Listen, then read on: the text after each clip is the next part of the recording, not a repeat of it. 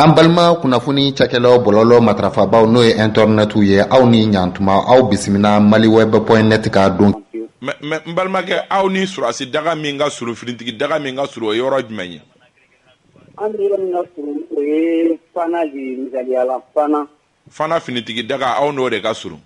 A bɛɛ la surumani y'o ye n bɛ fɛ k'o de fɔ. A bɛɛ la surumani ye Fana finitigi daga de ye sa kɛ. A bɛɛ la surumani min y'o ye n'a bɔra yen ko ani poste min filɛ nin ye Zanbila poste y'a sɔrɔ e ka masiri jigira o kan. O kɔrɔ ye k'a fɔ ko maa bɛ se k'a fɔ ko minnu ye dangari ye a bɛ i n'a fɔ olu ye ni maa kelen ninnu de ye sa kɛ. O mɔgɔ kelen yɛrɛ de don parce que u ye dɔn fɔlɔ o tile sabanan nin kɛra atelier don min na u bɛna Falako sugu la ka na biscuit ta so ka na sogo san. O tile sabanan nin kɛra Zanbila attaque. Mɔgɔw bɛ siran anw fɛ yan parce que ni kuma min fɔ an bɛ mɔgɔw sera kunnafoni dili la. Awɔ. Ni an bɛ segin ka na ni mɔgɔ min an bɛna nin kɛ a bɛ ka mɔgɔ sinon biscuit b'anw fɛ yan a ka kɛ semaine fila ye. Ayiwa n balimakɛ kibaruyaw la aw kɛlen don k'a bisikiya k'a fɔ k'u bɛ taa fɔ maa joli ɲɔgɔnna la. Bon a mɔgɔ dɔgɔyalen 100 ye. A mɔgɔ dɔgɔyalen mɔgɔ 100 ye. Mɔgɔ 100. Mɔgɔ 100 parce que mɔgɔ 60 yera ɲɛ la face à face u nana an ka suguba dɔ la u b'a fɔ o ma ko Falako o tɛ yɔrɔ dugu o Diɲɛdugu commune ye. Mairie de bɛ o dugu in na. O commune ye an ka commune yɛrɛ damɔna o ye Juma commune ye. Falako sugu ye suguba ye juma o juma a bɛ jɔ anw yɛrɛ jɔlen don juma natɔ bɛna kɛ cogo min a bɛ Ala de bolo. Mais o mɔgɔ 100 olu dagalen bɛ min u bɛ kungo dɔ de kɔnɔ wa? U bɛ kungoba in de kɔnɔ n'u b'a fɔ ko Kamilɛkɛ kungo.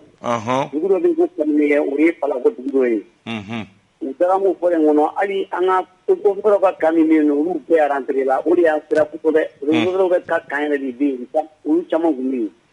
mais olu bɛɛ rentré la u taa yɔrɔ la minnu ma se ka taa olu ye segin bila tewu u bɛ sécurité de don. Ayiwa. O yɔrɔ ni ko sɔrɔ yɔrɔ ma Isa a kɛra jɔrɔko ye dɛ. Ayiwa yan ye a fɔ yɔrɔ ɲuman ye k'a sababu kɛ jamana ɲɛmaaw caman bɛ yen min bɛ a mɛn yan nɔ aw ka dugu tɔgɔ la aw ka nin sigida ninnu bɛɛ lajɛlen tɔgɔ la i bɛ segin ka sigidaw tɔgɔ fɔ welekan jumɛn b'aw bolo ka ɲɛsin jamana marabagaw ma dugu ninnu fɔ a bɛ yɔrɔ min o bugunatigɛ fɔ u ka se k'a dɔn. Voilà k'a daminɛ Diɲɛdugu commune na n'u b'a fɔ ko Falako. Ani Juma commune Bajalidu de bɛ nin dugu ninnu kɔnɔ u bɛ buguda minnu na kɛrɛnkɛrɛnnenya la o ye Tugunikɔrɔ. Banankɔrɔ. Kaniɲɛgɛn. Badalabugu. An kɔni bɛ wele ka nin jamana ɲɛmaaw ma. E b'a dɔn sanji bɛna cogo min na ni Ala farala ɲɔgɔn kan ɲinan ni bɛ fɛn ɲuman ye. Anw fɛ yan kabaw jara kɔɔriw jara tigaw jara sɛnɛfɛn fasugu bɛɛ jara anw fɛ yan Ala barika la hali n'an ma laburu minnu sɔrɔ la a joona.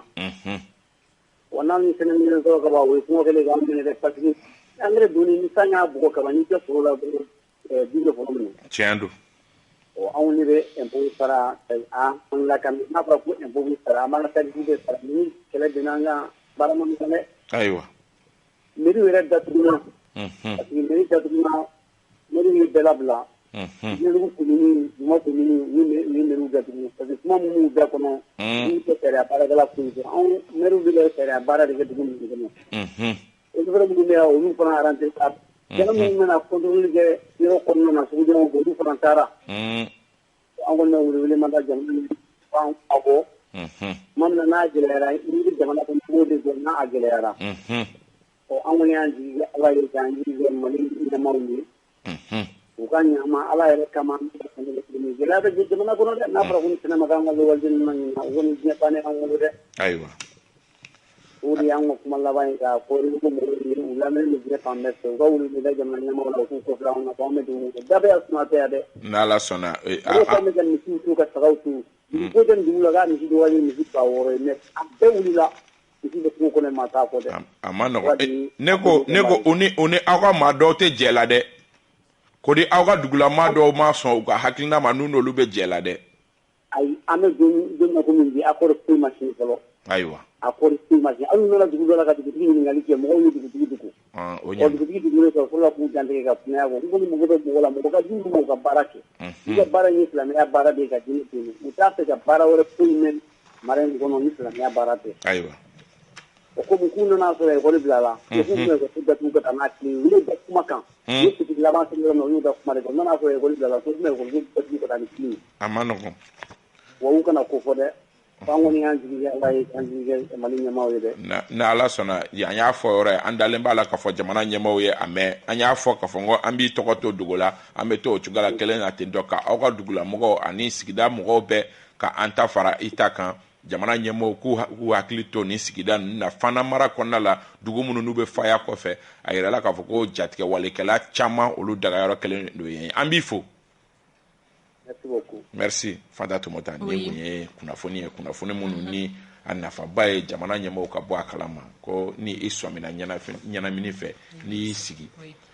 an b'a dɔn k'a fɔ a ma mɛn jatigɛ wale kɛra zantigi la nin ye pisi dɔw ye minnu b'a yira k'a fɔ jatigɛ walekɛla ninnu o dagayɔrɔ yɛrɛ kelen don yɔrɔ min ye nin ye o pisi dɔ ye k'a di jamana ɲɛmɔgɔ ma an b'a dɔn olu ka teli ni anw ye wa u bɛ taa sɔrɔ u b'a kunnafoni kalama nka n'u bɔra a kalama fana k'a fɔ ko anw minnu ye arajoso baarakɛla ye ko anw bɔra a kalama o bɛ se ka kɛ sababu ye a ko bɛ ta ba la kosɛbɛ o la an bɛ dugawu don jamana ɲɛmɔgɔ a ka don tulo kunnadiw kɔnɔna la a kana kɛ i b'a fɔ k'a fɔ k'an bɛ ka fitinɛ wuli ka kɛ jamana kan nka a ka kɛ i b'a fɔ an b'an ka baara la ka kunnafoni di o jamana ɲɛmɔgɔw ma o k'a dɔn nin sigidala mɔgɔw bɛ lahalaya min kɔnɔ. Siga t'a la min b'a to ni sigidalama ninnu bɛ se ka bɔ ni degun ale kɔni kɔnɔna la cogoya min na Isa Kaba an b'i fo an ka don b'a welele an ka foli ba bɛ a ye ni sanga in kɔnɔna la an bɛna walawalali kɛnɛ dayɛlɛ an kanubaga jamakulu ye.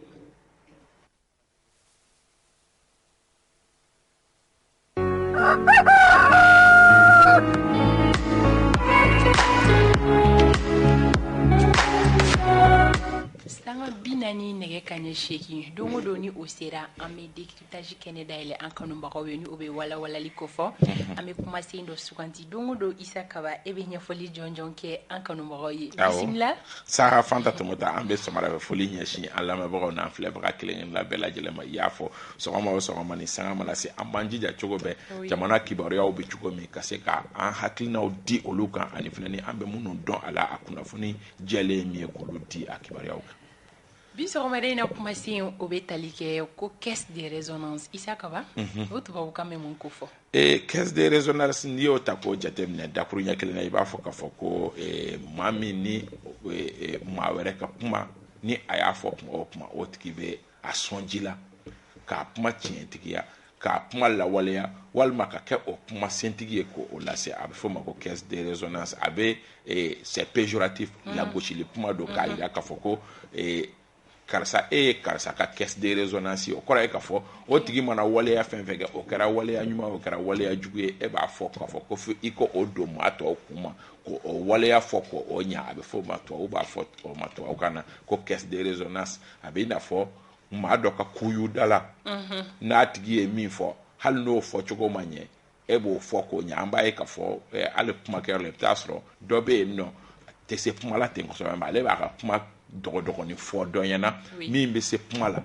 o tigi bɛ kuma la ɲɛ ka kuma fɔ a bɛ fɔ ma ko caisse de résonance a ye min fɔ ka o fɔ fɔcogo ɲuman na hali n'o y'a sɔrɔ majɛw b'a la walima hali n'o y'a sɔrɔ kuma ninnu ye nkalon ye ka kuma ninnu fɔ ka kɔgɔnin k'a la ka sukaronin k'a la walasa a ka se ka consommer a bɛ fɔ ma ko caisse de résonance. Ok caisse de résonance Isa Kaba kun jumɛn de kama an y'a suganti sɔgɔmada in na. Kun min na a sugandira o ye an ye a fɔ yan nɔ kunun ko M5 RFP Mali kura mɔgɔ n ko olu ka kunnafonidi baro tun bɛ yen nɔ n ko a bɛ a to an bɛ n'a dɔn waleyaw bɛna kɛ cogo min an kun ye minnu bisikiya ko fila an kun y'a yira k'a fɔ ko n'o y'a sɔrɔ u bɛ n'u damana M5 RFP de créer k'a tɔgɔ da ko Mali kura n ko o problème o bɛ sɔn ka nɔgɔya n ko nka n'u ko k'a fɔ ko M5 RFP kɔrɔ ko banna de ko M5 RFP kura de bɛna sigi n ko de bɛna kɛ gɛlɛya ye ka sɔrɔ ko o bɛ kɛ a bɛna dan ye u ni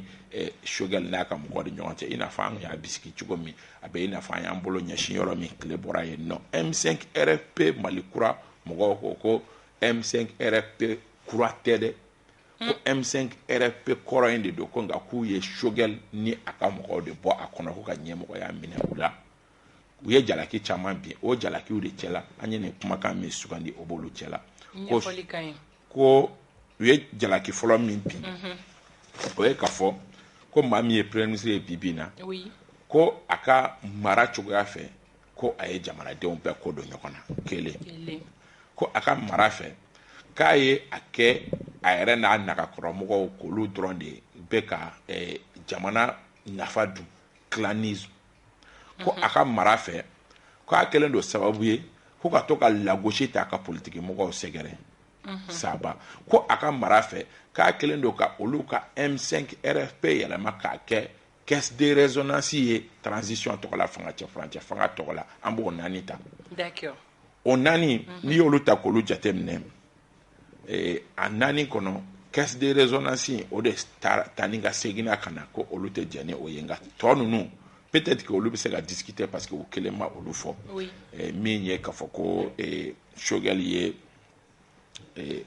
malidenw bɛɛ kɔ don ɲɔgɔn ma ɲininkali bɛ yen nɔ politiki bankun kan bɛɛ n'i ka hakilinaw don ani fana politiki kɛlɛw ni fɛn wɛrɛw tɛ kelen ye u y'o jalaki bin min ye k'a fɔ ko Choguel ye gestion kɛ gestion clanique ye ko mɔgɔ minnu bɛ a yɛrɛ nagakɔrɔ k'a y'u caman ta ko ka t'u nommer k'u caman ta ka t'u bila primature la k'u caman bila fɛngɛw la u y'o fana jalaki bin nka caisse de résonance anw ma o faamu anw m'a faamu kun jumɛn na ni mara dira bi a bɛ b'a fɔ entité fila ɲɔgɔnna mara bɛ olu de bolo entité fɔlɔ o ye CNSP kɔrɔ ye fanga dafirilaw entité filanan o ye M5 RFP ye o b'a yira k'a fɔ ni fanga bɛ olu de bolo wajibi de don fanga bɛ mɔgɔ minnu bolo olu bɛ fanga baara de kɛ olu tɛ ngwara da a tɛ faamu cogoya si la k'a fɔ ko jɛn kɛra n'a ye k'a fɔ ko fanga dira M5 RFP de ma ko M5 RFP ka to ngwara minɛn kɔnɔ halisa donc n'i ko k'a fɔ ko M5 RFP bɛ ka kɛ transition caisse de résonance ye o bɛ i n'a fɔ majɛ bɛ o kuma la parce que o kan ka k'o de ye bi M5 RFP ni fanga bɛ mɔgɔ min bolo o tigi de bɛ fanga lawaleya ka fanga défend k'a tɔpɔtɔ fanga bɛ baara minnu kɛ ka se k'olu baaraw fɔ k'olu ɲa o ye wajibi de fo n'o y'a sɔrɔ M5 kɔrɔ maaw m'a fɔ ko M5 sigikun tɛ o ye wa olu bɛ k'o de fɔ ko M5 sigikun tɛ o ye mais M5 ye min ye du moment où don min M5 jɛra n'a ye k'a fɔ ko M5 a ye premier ministre di premier ministre ka bɔ aw cɛ la jusqu'à preuve de contraire tant que ni premier ministre min bɛ yen nɔ ni M5 tɔnden don wajibi de bɛ kɛ M5 mɔgɔw ma u bɛ jɛ n'a ye k'a fɔ ko M5 ka baara kɛ walasa fanga cɛ furancɛ fanga ka ɲa mais maintenant ni décision falenna et que M5 tɛ ka a yɛrɛ o la M5 bɛ fɛn fɔlɔ min kɛ o ye ka laɲini kɛ u ni maa minnu jɛra n'o ye entité fila ye CNSP kɔrɔ ye bi bi na ni mɔgɔw b'a fɔ ko 5 colonel k'a ɲini olu fɛ aw tun ye fanga di anw M5 mɔgɔw ma an tɛ a fanga fɛ bilen d'accord ni o kɛra k'a fɔ ko an tɛ fanga fɛ bilen fanga mana minɛ M5 la o wagati de M5 bɛ i ban fanga lawaleyali ma n'o tɛ hali bi n'i ye Choguel bɔ premier ministre la k'a fɔ ko M5 mɔgɔw kana ni mɔgɔ wɛrɛ ye an k'a kɛ Modibo Sidibe ka kɛ premier ministre ye a bɛ kɛ wajibi de ye M5 mɔgɔ tɔw minnu n'olu bɛ Modibo soutenir a bɛ kɛ wajibi de ye M5 bɛ transition ka baaraw soutenir o kama parce que olu dɔ de bɛ a la a bɛ i n'a fɔ RPM k'i to wagati min ala ma ɲinɛ Ibrahim Bokar Keita bɛ fanga la RPM k'a fɔ ko olu tɛ u yɛrɛ ye Ibrahim Bokar Keita ka baara kɔnɔ olu k'u ban ka Ibrahim Bokar Keita défend mɔgɔw y'o de reprocher RPM na ko u ma maillot mouillé a ɲɛbila parce que a tɛ faamu cogoya si la aw ka tɔnden dɔ de bɛ fanga la aw tɛ kɛlɛ kɛ walasa ka fanga fɔ k'a ɲa ce n'est pas normal an ka bɔ yan nɔ an ka taa hali États-Unis kaw fɛ yen nɔ an ka taa hali Faransi kaw fɛ yen nɔ républicains don min ni Donald Trump bɛ fanga la Donald Trump tun bɛ fanga la wagati min républicains ye ko bɛɛ kɛ hali n'o y'a sɔrɔ caman tun bɛ yen minnu t'u yɛrɛ ye a ka baara la mais u y'u ban ka lagosi ta k'a ka baara sɛgɛrɛ parce que olu dɔ de don Fransikaw fɛ yen nɔ la même chose wagati min Hollande tun bɛ fanga la socialistes étaient obligés hali n'o y'a sɔrɔ caman tun bɛ yen minnu tɛ u yɛrɛ ye a ka baara kɔnɔ mais a tɛ bɛn socialistes bolo k'a fɔ ko Emmanuel Macron anw ye an damana parti socialiste créé anw tɛ fanga soutenir soit fanga de bɛ minɛ o tigi la ou bien aw b'a fɔ k'a fɔ ko o tigi bɔra i n'a fɔ u y'a kɛ cogo min o tigi bɔra M5 RFP la ou bien a bɔra parti socialiste kɔnɔ en ce moment socialistes bɛ se ko mais tant que o baara ma kɛ k'a fɔ ko Choguel bɔra M5 kɔnɔ M5 a obligation u bɛ ka min reprocher Choguel la k'o baara de kɛ ka fanga dɛmɛ a baara kɛ parce que fanga taara ka premier ministre de ta k'a di M5 RFP mɔgɔw ma ko M5 RFP mɔgɔ aw ta de ye fanga ye mais maintenant bɛnbaliya min b'u yɛrɛ dama ni ɲɔgɔn cɛ o ye fɛn wɛrɛ ye mais minnu ye fanga di u ma n'o ye sɔrɔdasiw ye olu b'a bisigi k'a fɔ ko fanga dira aw ma a dira Choguel ma a dira Modibo Sidibé ma a dira Koniba Sidibé ma a dira Bathily ma a dira Madame Si Kadiatou ma o ye wajibi de ye jigi de dara olu kan k'a fɔ a dira Cheikh Oumar Sogo ma jigi de dara a kan k'a fɔ ko olu ye kuluba de ye kulu min ni a fanga sera ka kɛ sababu ye kalo 6 kɔnɔ ka jamanadenw mobiliser k'u hakilina kɛ kelen ye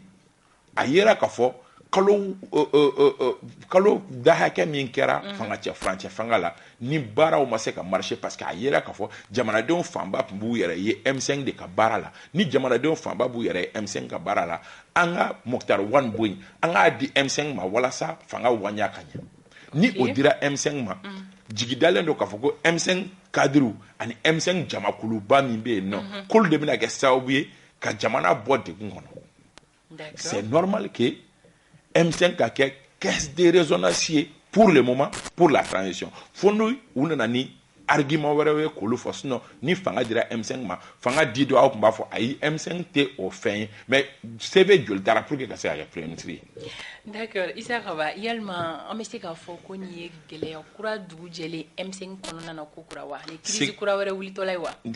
nin crise ɲɔgɔnna yɛrɛ ma kɛ M5 kɔnɔ fɔlɔ yɛrɛ nin crise ka a ye crise fɛn fɛn traversé nin crise ka jugu ni a crise kelen-kelenna bɛɛ lajɛlen ye depuis a daminɛ o tun y'a fɔ ko a sara a sacogo jugu la a kɛra ta mais ni sen ta o de bɛ sɔn ka a galabu faga kosɛbɛ parce que kana ɲina M5 sigira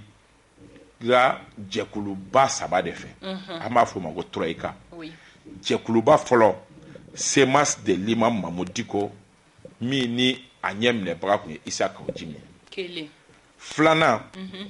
EMK Malikura Cheikh Oumar Sissoko a sabanan FSD ni o président par intérim tun ye Choguel Kokala Maïga ye k'a sababuya kɛ Soumaïla Cissé Ala ma hinɛ ale kun minɛlen don ninnu 3 de ye a sigi mais bi n'i ye a ta ka jateminɛ a bɛ hukumu jumɛn kɔnɔ n'i y'a ta ka jateminɛ Semasi taara a mɛnna o ma kɛ nin senfɛ mais Semasi taara Issa Kawujimi ni Semasi taara depuis en son temps Semasi mɔgɔ kura minnu ye Semasi ta olu ma segin ka na bilen d'accord EMK o fankelen dɔw bɛ yen nɔ a cadre dɔw bɛ yen nɔ minnu bɛ u yɛrɛ ye halisa M5 baara kɔnɔ o dɔ ye Ikasa Maïga min bɛ gouvernement kɔnɔ o dɔ ye Kader Maïga min bɛ gouvernement kɔnɔ o ye MK fankelen dɔ ye FSD o jɛkulu fana ni fan dɔw bɛ yen nɔ ni o ye IRD tɔnden dɔw ye bibi na olu tɛ u yɛrɛ ye Choguel ka baara kɔnɔ o ye Gaɲɔn Kulubaliw n'u ɲɔgɔnnaw minnu ni IRD yɛrɛ kɔnɔ ko ninnu ɲagaminen don ka se hakɛ min ma a gese feregelen don ka se hakɛ min ma o FSD yɛrɛ kɔnɔ mɔgɔ dɔw bɛ yen nɔ minnu tɛ u yɛrɛ ye M5 Choguel Kokala Maïga hakilina kɔnɔ donc fɛn in birisa ɲagaminen don ka se hakɛ ma i tɛ se k'a déterminer clairement jamakulu bɛ jɔnni kɔ bon bi dun ni i ye mara kɛbaga ye a man ɲi i la e k'a fɔ k'i bɛ jamakulu bɔ kɛ bi an bɛna taa jumɛn sira fɛ o ye o bras de fer de ye sisan M5 jamakulu bɛ jɔnni kɔ M5 jamakulu bɛ ni M5 Malikura jamaw de kɔ wa fo o ka mesurer ka dɔn ninnu parce que kunu ye conférence de presse kɛ u y'a kɛ yɔrɔ min o ye maison de la presse ye o kimɛli ka gɛlɛn k'a dɔn k'a fɔ ko jama b'i kɔ ou bien jama t'i kɔ parce que hali sini ni Choguel fana n'a ka mɔgɔw ko k'u bɛ conférence de presse kɛ maison de la presse kelen kɔnɔ a bɛ fa i ko da kɔnɔ ɲi maintenant o kimɛli kɛ yɔrɔ ɲuman ye yɔrɔ jumɛn ye kuma o kuma o ye boulevard de l'indépendance ok donc est ce que u bɛna se fo hakɛ ma walima u bɛna to ɲɔgɔn dalaminɛ la médiaw sanfɛ ani ɲɔgɔn lagosi minnu n'u bɛ olu baaraw kɛ n'u Togo ninnu b'a fɔ yen fɛ Bathily ninnu b'a fɔ yen fɛ an bɛna to o de kan n'an dun tora o kan o laban ye kiirilataagaw ni fɛn wɛrɛ parce que mɔgɔw bɛ kuma gasi mɛ kuma ni turumaw fɔ ɲɔgɔn ma kuma dɔw la débatw ni fɛnw senfɛ mais a kuma ni turuma dɔw bɛ yen nɔ i bɛ taa sɔrɔ kuma dɔw la dɔw bɛ dan sɔgɔ ni dan sɔgɔ la n'a taara kiiri bolo kan kuma dɔw la a bɛ kɛ 2 poids 2 mesures ni minnu tɛ fanga la n'olu ye kiiri sɛzi i bɛ taa sɔrɔ kuma dɔw la o bɛ kɛ dɛngan dɔ ye mais minnu bɛ fanga la n'olu ye kiiri sɛzi i bɛ taa sɔrɔ dɔw ninnu bɛ taa kaso la donc a bɛ laban min na gɛlɛyaw bɛ na donc nin ye M5 binnen cycle min kɔnɔ o de tun ka gɛlɛn ni cycle bɛɛ a ɲuman ka bɔ n'a bɛ bali ne la kuma kuncɛ kuma Isa Kaba kuma kuncɛ kuma ye ka dugawu don halisa an teri ani an kanuɲɔgɔn an ka duwawuba don a ye Danbele Wulematu So an tɛ ɲina cogo si la ka duwawu don an ye n y'a f'i ɲɛna n ko gɛlɛyaw donna baara la a bɛ ɲini ka na san caman bɔ ka fɔ ɲɛmɔgɔya a dilen don a ma sariya tigilamɔgɔw fɛ mais a ma se k'a baara lawaleya a ɲɛ binani ma ne bɛ musoba in a tun bɛ fɛn caman fɔ ne ɲɛna n ka kunnafoni di baara kama hali CNT a tun kan ka don o la gɛlɛyaw donna a la parce que ale kunkolo yera mɔgɔ fɔlɔ minnu n'olu ye bandaw sugandi mɔgɔ minnu choisira o wagati ale kunkolo yera o la fankelen dɔ ye mɔgɔ olu ma nisɔndiya o la olu y'a yira k'a fɔ ko a bɛ taa yen nɔ ni tɔgɔ jumɛn k'a fɔra ko kafo ɲɛmɔgɔ donc depuis o kɛra surasiw fana y'u mabɔ Wulematu So la hali a tun kan ka don CNT min na musow tɔgɔ la a jɛra o la mais o si la a ma découragé a tɛmɛna n'a ye nkɔrɔsiw tun b'a bolo minnu b'a yira k'a fɔ ko Cour suprême de y'a fɔ k'a fɔ ko madame Wulematu So de ye kafo ɲɛmɔgɔ ye mais a ma se k'a lawaleya a ma se k'a jɔyɔrɔ sɔrɔ a ɲɛ binani ma fɛn bɛɛ y'a yira mais baaraw gɛlɛyara kosɛbɛ don si hali n'o y'a sɔrɔ sariya bɛɛ y'a yira k'a fɔ k'ale de ye musow ka ɲɛmɔgɔ ye nka a baaraw gɛlɛyara a bolo